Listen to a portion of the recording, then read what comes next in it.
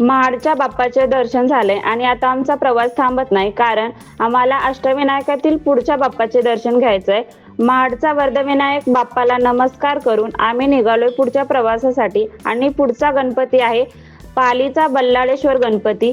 कुठे झाडे, कुठे वळणदार रस्ता, तर कुठे आजूबाजूला शेती आणि पिकं। प्रवासात मजा येत होती आणि बघता बघता आम्ही पालीला पोहोचलो आहोत। मंदिराला एंट्री केली। खूप सुंदर असं डेकोरेशन केलं आहे। आजूबाजूला छोटे छोटे स्टोर्स आहेत। इकडे प्रसाद, माळ, फुलं सगळं काही मिळत होतं। मनात एकच विचार होता, आज दर्शन छान होणार। आम्ही सर्वात आधी धुंडी गणपतीच्या मंदिरात गेलो, पाया पडलो आणि मग बल्लाळेश्वर बाप्पाच्या दर्शनासाठी रांगेत उभे राहिलो। रांगेत बरेच गर्दी होती। मग सगळेच गणपती बाप्पा मोरया असा जप करत होते। तेवढ्यात एक दादा सगळ्यांना टिळा लावत होता। आम्ही टिळा लावून घेतला आणि तोपर्यंत मंदिराच्या दरवाजापर्यंत आलो होतो। आत गेलो आणि बाप्पाचं दर्शन झालं। त्या क्षणी मन एकदम शांत झालं। डोळे मिटून प्रार्थना केली।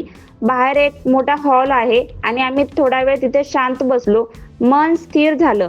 मंदिराबाहेर एक कुंड आहे, त्यात छोटे छोटे कासव आहेत। गार्गी तिथे बसून कासव पाण्यात रमली होती। पण आम्ही 10 मिनिटे बसून मंदिराबाहेर निघालो। हे मंदिर दगडामध्ये बांधलेले, खूप जुने आणि अजून शेकडो वर्ष टिकेल एवढे मजबूत आहे।